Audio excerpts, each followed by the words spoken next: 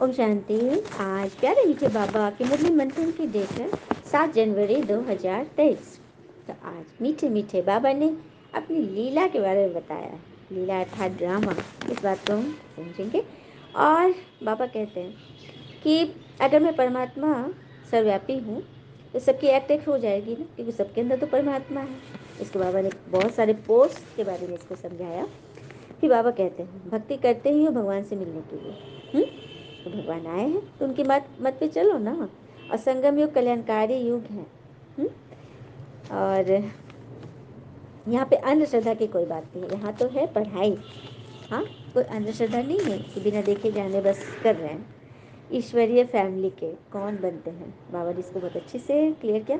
और माया सब पर बेरहमी कर रही है। कैसे कर रही है बाबा, कैसे रहम करते हैं।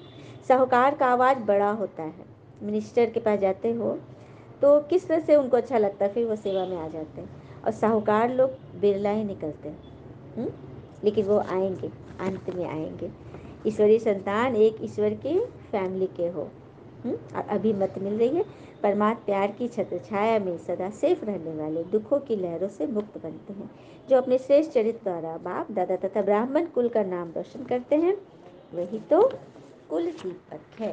तो बाबा ने इन सब कंटेंट पे और भी बहुत सारी बातें हैं जो बाबा ने हमें क्लियर किया।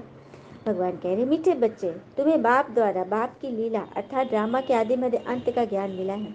तुम जानते हो अब यह नाटक पूरा होता है, हम घर जाते हैं। भगवान कह रहे हैं कि तुम्हें मेरे द्वारा मेरी लीला अर्थात ड्रामा के आदि मध्य अंत का ज्ञान मिला है। तुम्हें पता है कि अभी नाटक पूरा होता है, अब हम घर जाते हैं। प्रश्न, स्वयं को पिता के पास रजिस्टर कराना है तो उसके लिए कौन सा कायदा है। देखो बच्चे तो जानते हैं पिता के पास हम रजिस्टर्ड हो जाएं, उनके नामी ग्रामी बच्चे हो जाएं। हाँ, तो उसके लिए कुछ पॉइंट है। पहला, बाबा पर पूरा पूरा बलि चढ़ना पड़ेगा। अपना सब कुछ भारत को स्वर्ग बनाने की सेवा में सफल करना होगा। संपूर्ण निर्विकारी बनने का कसम उठाना पड़ेगा, फिर रहकर भी दिखाना होगा। ऐसे बच्चों का नाम ऑल माइटी गवर्नमेंट के रजिस्टर में आ जाता है। उन्हें नशा रहता है कि हम भारत को स्वर्ग व राजस्थान बना रहे हैं। हम भारत की सेवा के लिए बाबा पर बलि चढ़ते हैं। देखा कितने सारे पॉइंट हैं। भगवान पे पूरा पूरा बलि अर्थात जो बाबा ने बोला उसको 100% धारण। अपना सब कुछ तन मन धन भारत को स्वर्ग बनाने की सेवा में सफल करना होगा। और जो कसम उठाते हैं ना उस पर अमल भी करना होगा, रहकर दिखाना होगा। गीत है ओम नमः शिवाय। ओम शांति। जिसकी महिमा में ये गीत है वही बैठकर अपनी रचना की महिमा सुना रहा है। क्या बात है। ओम नमः शिवाय अर्थात मैं आत्मा परमात्मा शिव को नमस्कार करती हूँ, तुम्ही हो माता पिता, तुम्ही हो। तो जिनकी महिमा में यह गीत है वही बैठकर हमको यह कहानी सुना रहे हैं, जिसको लीला भी कहा जाता है। लीला कहते हैं नाटक को, और महिमा होती है गुणवान की। तो सबसे महिमा न्यारी किन की है, प्यारी शिव बाबा की। बाबा तो कहते हैं देवताओं से भी मेरी लीला न्यारी है। हर एक की अलग अलग लीला होती है। जैसे गवर्नमेंट में प्रेसिडेंट का मिनिस्टर का मर्तबा अलग अलग है ना, लेकिन अगर परमात्मा सर्वव्यापी है तो सबकी एक्ट एक हो जाएगी ना। परमात्मा सर्वव्यापी है, सबके अंदर परमात्मा है, आत्मा से परमात्मा। तो फिर प्रेसिडेंट मिनिस्टर, हाँ, एक्टर डायरेक्टर, सबका मर्तबा तो एक ही हो जाएगा, क्योंकि सबके अंदर तो एक ही है। सर्वव्यापी करने से ही तुम एकदम दुखी होके पड़े हो। कोई भी मनुष्य न पिता को जानते न बाबा की अपरंपार महिमा को जानते। जब तक भगवान को न जाने तब तक उसकी रचना को भी नहीं जान सके। इस समय सारी दुनिया के मनुष्य नास्तिक, कुछ भी नहीं जानते, गपोड़े कितने लगाते हैं। साधु लोग भी कॉन्फ्रेंस आदि करते रहते हैं, बेचारों को यह पता ही नहीं कि नाटक पूरा होता है। अभी कुछ टच होता है जबकि नाटक पूरा होने को आया है। हाँ, अभी टच हो रहा है कि नाटक पूरा होने को आया है, बाबा आ गए हैं और भगवान ही तो हमें टच कर रहे हैं ना, बता रहे हैं ना सब कुछ। सभी तो कहते हैं कि राम राज चाहिए, क्रिश्चियन के राज में ऐसे नहीं कहेंगे कि नया भारत हो। अभी बहुत दुख है तो सभी आवाज़ करते हैं, हे प्रभु दुख से छुड़ाओ, कलयुग अंत में जरूर जास्ती दुख होगा। दिन प्रतिदिन दुख वृद्धि को पाता जाएगा। वो समझते हैं सभी अपना अपना राज्य करने लग पड़ते हैं, परंतु ये विनाश तो होना ही है, कोई जानते नहीं। तुम बच्चों को कितनी खुशी रहनी चाहिए। तुम किसको भी कह सकते हो कि बेहद का बाबा स्वर्ग रचता है, तो बच्चों को भी स्वर्ग की बादशाही जरूर देंगे। हमारे पिता ही स्वर्ग के मालिक है, तो हम बच्चों को तो उसमें हिस्सेदारी मिलेगी और राजाई पद भी मिलेगा। भारतवासी खास इसीलिए याद करते हैं, भक्ति करते हैं भगवान से मिलने के लिए। श्री कृष्णपुरी में जाना चाहते हैं, जिसको ही स्वर्ग कहते हैं। परंतु यह नहीं जानते कि सतयुग में ही श्री कृष्ण का राज्य था। फिर अभी तो है कलयुग, सतयुग आएगा तब फिर श्री कृष्ण का राज्य होगा। यह तो सभी जानते हैं कि शिव परमात्मा की सभी संतान हैं। फिर परमात्मा ने नई सृष्टि रची होगी तो जरूर ब्रह्मा के मुख द्वारा रची होगी। ब्रह्मा मुख वंशावली तो जरूर ब्राह्मण कुलभूषण होंगे। वह समय भी संगम का होगा। संगम है कल्याणकारी युग, जब परमात्मा ने बैठ राजयोग सिखाया होगा। अभी हमें ब्रह्मा मुख वंशावली ब्राह्मण। बाकी तुम कहेंगे हम कैसे माने कि ब्रह्मा के तन में परमात्मा का राजयोग सिखलाते हैं। तुम भी ब्रह्मा मुख वंशावली बन राजयोग सीखो तो आप ही तुमको भी अनुभव हो जाएगा। इससे बनावट की व अंधश्रद्धा की तो बात ही नहीं। बाबा कह रहे हम जो कहते कि भगवान से पढ़ते हैं तो तुम भी आकर पढ़ो, अनुभव लो, अपने पता चल जाएगा। अंधश्रद्धा तो सारी दुनिया में है, इसमें ही खास भारत में गुड़ियों की पूजा बहुत होती है। मूर्ति की पूजा जो करते हैं ना, पूजा की फिर डुबो दिए। तो आइडल प्रस्त भारत को ही कहा जाता है। आइडल अर्थात मूर्तियाँ, प्रस्त अर्थात मूर्तियों से भरपूर, मूर्तियों को ही मानने वाले, ये भारत में ही है। फिर बाबा कहते हैं प्लान्स, दुनिया में वाले तो प्लान्स कितने बनाते हैं, किस्म किस्म के प्लान्स बनाते हैं, परंतु मेरा तो तुम बच्चों के लिए एक ही प्लान है। बाबा अपना प्लान बताते हैं। बाबा कह रहे हैं यह राजधानी स्थापन हो रही है, जो जितनी मेहनत कर आप समान बनाएंगे उतना उच्च पद पाएंगे। बाबा को नॉलेजफुल, ब्लिसफुल, रहम दिल करते हैं। बाबा कहते हैं मेरा भी ड्रामा में पार्ट है। माया सब पर बेरहमी कर रही है, हमको आकर रहम करना पड़ता है। तुम बच्चों को राजयोग भी सिखलाता हूँ, सृष्टि चक्र का राज भी समझाता हूँ। नॉलेजफुल को ज्ञान का सागर कहा जाता है। तुम जानते हो, तुम बच्चे सब जानते हो कि इसको समझा भी सकते हो। यहाँ अंधश्रद्धा की तो कोई बात नहीं। ये तो फैमिली है, हम ईश्वर की फैमिली है। असल में हम सब आत्माएं परमपिता परमात्मा के बच्चे तो फैमिली हुए ना। वह निराकार फिर साकार में आते हैं। मनुष्य तन का धार लेकर ही तो बाबा में ज्ञान सुना रहे ना। इस समय यह वंडरफुल फैमिली है, इसमें संशय की बात ही नहीं है। शिव की सभी संतान हैं, प्रजापिता ब्रह्मा की संतान भी गाए हुए हैं। हम ब्रह्मा कुमार कुमारियाँ नई सृष्टि की स्थापना कर रहे हैं। पुरानी सृष्टि सामने है, पहले तो बाबा की पहचान देनी है। ब्रह्मा वंशी बनने बिगड़ बाबा का वर्षा मिल नहीं सकता। भगवान की वसीयत किनको मिलेगी? जो ब्रह्मा वंशी बनेंगे, मुरली सुनेंगे, बाबा में निश्चय करेंगे और नियम धारणा में चलेंगे। सभी यहाँ राजयोग सीख रहे हैं। ब्रह्मा के पास तो यह ज्ञान नहीं है, यह ज्ञान तो शिव बाबा का है। उनसे ही हम वर्षा पाते हैं। हमें ब्रह्मा मुख वंशावली सभी यहाँ बैठ राजयोग सीख रहे हैं। हम सबको पढ़ाने वाला शिव बाबा है, जो इस ब्रह्मा तन में आकर पढ़ाते हैं। बाबा कहते हैं भक्ति मार्ग में अल्पकाल का सुख भी मेरे द्वारा ही तुमको मिलता है। दाता मैं एक ही हूँ, इसलिए ईश्वर अर्पण करते हैं। क्या बात है, आज हम कुछ भी बात भगवान को सौंप देते हैं। हाँ, दान देना होता है, लेना होता है, किसके नाम पर? दाता के नाम पर। समझते हैं ईश्वर ही फल देते हैं, साधु संत आदि का कभी नाम नहीं लेते हैं। देने वाला एक बाप है। जब भी कुछ लेना होता है ना तो किससे मांगते हैं? भगवान के पास ही जाते हैं, देवियों के मंदिर में जाते हैं। इस समय सब माया की मत पर है। यहाँ तो तुमको ईश्वरीय मत मिलती है। यह मत अल्पकाल चलती है, आधा कल्प चलती है, क्योंकि सत्युग त्रेता में हम इसकी प्रारंभ भोगते हैं। वहाँ उल्टी मत होती नहीं, क्योंकि माया ही नहीं है। उल्टी मत तो बाद में ही शुरू होता है। अब बाबा हमको आप समान त्रिकालदर्शी त्रिलोकीनाथ बनाते हैं, ब्रह्मांड का मालिक भी बनते हैं, फिर सृष्टि के मालिक भी हम बनते हैं। बाबा ने बच्चों की महिमा अपने से भी ऊंच की है। सारी सृष्टि में ऐसे बाबा कहीं भी देखा जो बच्चे के ऊपर इतनी मेहनत करे, तो अपने से भी जो तीखा बनाए, कभी देखा है पूरी सृष्टि में ऐसा पिता जो आत्माओं पर इतनी मेहनत करे? लेकिन बाबा मेहनत कर रहे हैं और बच्चे उसको धारण न करें, ध्यान से सुने नहीं, याद नहीं करे। चलिए एक प्रसंग देखते हैं। एक बार दो मटके रखे हुए थे। हाँ, बाहर कैंपस पे दो मटके रखे थे। अचानक खूब बारिश हुई, खूब बारिश हुई, तो एक मटका पूरा भर गया, पूरा भर गया, और दूसरा नहीं भरा। तो दूसरे वाले ने पहले को दोष लगाया कि तुमको तो बारिश ने पूरी पानी दी, मुझे तो दिया ही नहीं। मटका ध्यान से देखता है, पहला वाला बोला कि अरे तुम्हारे मटके में जल जाएगा कैसे, तुमने तो अपना मुख नीचे क्यों रखा हुआ है, बंद किया हुआ है। तब उसको समझ में आया कि अरे मैंने तो मुख खोला ही नहीं।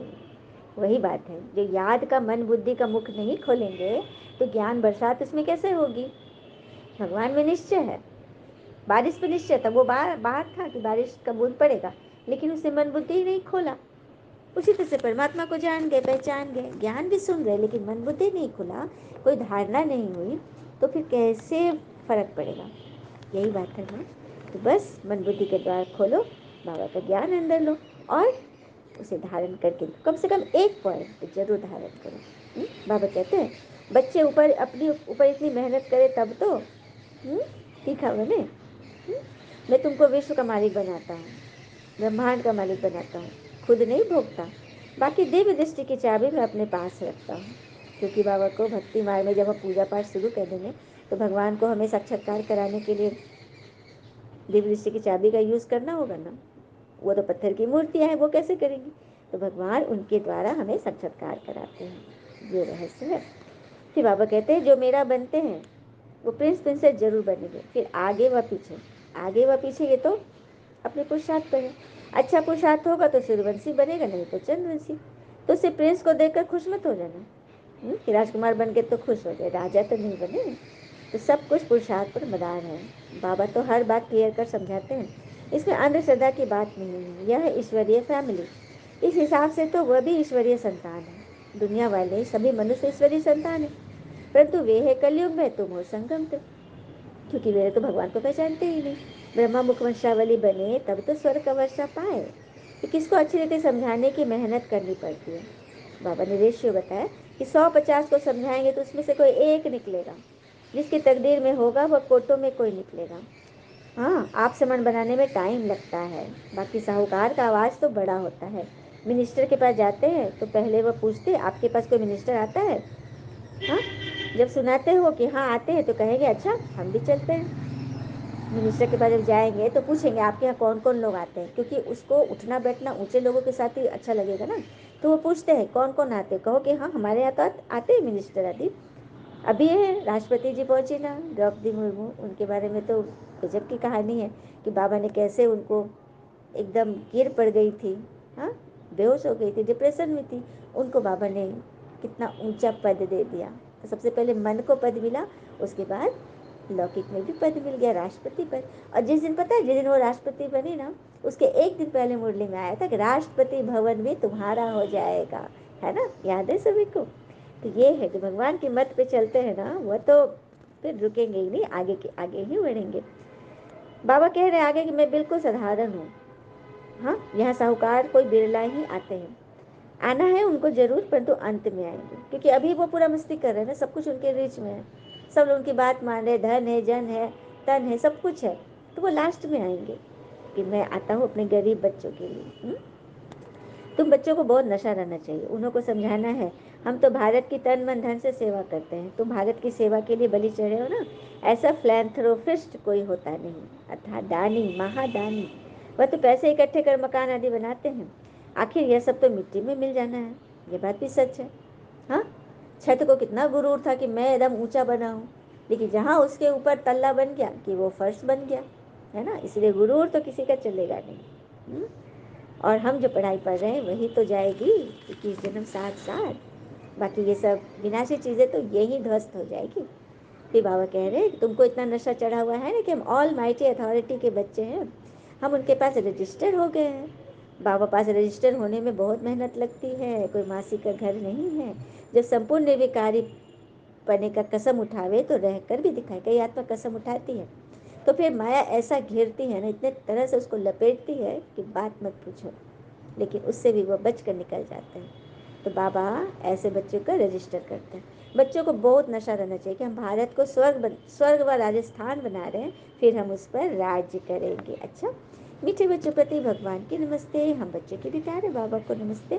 धारणा के लिए मुख्य सार, पहली पॉइंट, हम ईश्वरीय संतान एक ईश्वर की फैमिली के हैं, हमें अभी ईश्वरीय मत मिल रही है, इस रूहानी नशे में रहना है, उल्टी मतों पर नहीं चलना है। दूसरी पॉइंट, भारत की सेवा के लिए ब्रह्मा बाप के समान पूरा पूरा बलि चढ़ना है। हमारे लिए एक आइडल है ना, आदर्श है ना ब्रह्मा पिता, उनके समान ब्रह्माचारी बनकर भगवान पर पूरा पूरा बलि चढ़ना है।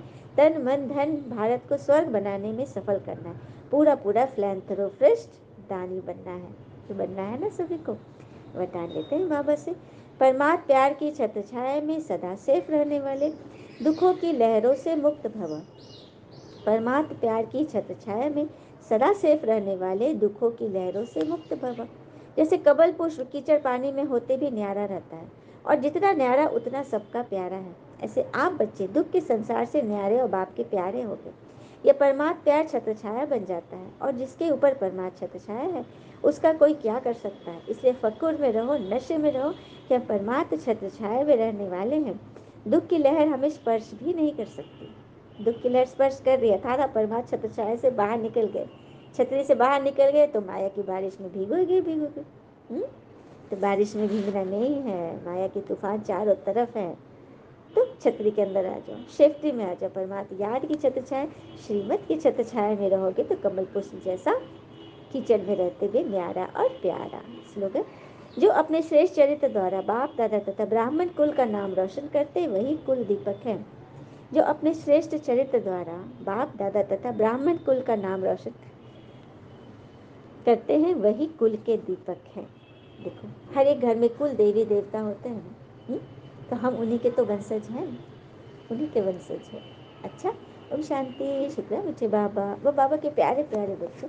All is well always. ओम शांति।